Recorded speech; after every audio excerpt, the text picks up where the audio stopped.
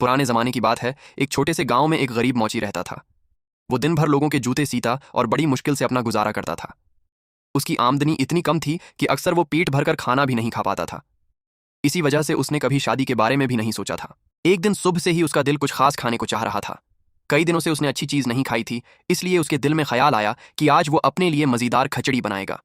वो फौरन बाजार गया और थोड़े से चावल और मूंग की दाल खरीद लाया। घर आकर उसने बड़ी मेहनत से खिचड़ी तैयार की। जब खिचड़ी पककर तैयार हुई तो उसकी खुशबू पूरे कमरे में फैल गई।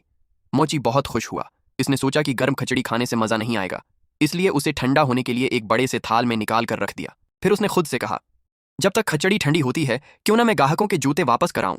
उससे मेरा वक्त भी जाय नहीं होगा और वापसी पर आराम से खिचड़ी खाऊंगा। ये सोचकर वो अपने काम पर निकल गया और खिचड़ी घर में ही छोड़ दी। इधर जंगल में एक गीदड़ कई दिनों से भूखा घूम रहा था। खाने की तलाश में वो गांव की तरफ निकल आया। जब वो मूची के घर के पास से गुजरा तो उसे खिचड़ी की खुशबू आई।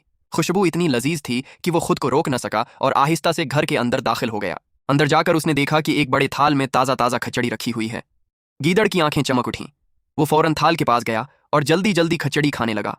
वो इतना भूखा था कि बगैर सोचे समझे खिचड़ी खाता ही चला गया। अभी वो आधी भी नहीं खा पाया था कि अचानक बाहर से मोची के कदमों की आवाज आई। मोची अपने काम से जल्दी वापस आ गया था क्योंकि वो खिचड़ी खाने के लिए बेचैन था। जैसे ही वो घर में दाखिल हुआ, उसने देखा कि एक गीदड़ उसकी खिचड़ी खा रहा है। मूची को बहुत गुस्सा आया, लेकिन उसने होशियारी से काम लिया।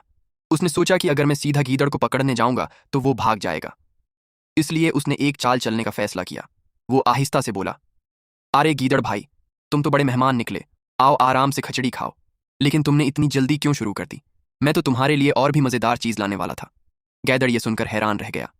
उसने सोचा कि शायद मोची वाकई इसके साथ अच्छा सलूक करना चाहता है। मोची ने कहा, तुम बैठो, मैं अभी तुम्हारे लिए कुछ खास लेकर आता हूं। यह कहकर मोची बाहर गया और एक मजबूत लाठी ले आया। जैसे ही वो अंदर आया, उसने जोर से गीदड़ को मारना शुरू कर दिया। गीदड़ घबरा गया और जान बचाने के लिए भागने लगा। बड़ी मुश्किल से वो वहां से निकलकर जंगल की तरफ भागा। दौड़ते हुए गीदड़ खुद से कहने लगा, आज के बाद मैं किसी के घर में चोरी से नहीं जाऊंगा। लालच ने मुझे मुश्किल में डाल दिया। इधर मूची अपनी खिचड़ी के पास आया, लेकिन अब वो आधी से ज्यादा खत्म हो चुकी थी। इसे बहुत अफसोस हुआ, मगर उसने शुक्र अदा किया कि कम इस कम बाकी खिचड़ी बच गई। इस दिन के बाद मूची ने यह सबक सीखा कि अपनी चीज को बगैर निगरानी के नहीं छोड़ना चाहिए। और गीदड़ ने यह सबक सीखा कि लालच हमेशा नुकसान का बायस बनता है। सब पर लालच इंसान या जानवर को मुश्किल में डाल देता है और अपनी चीजों की हिफाजत करना भी जरूरी है।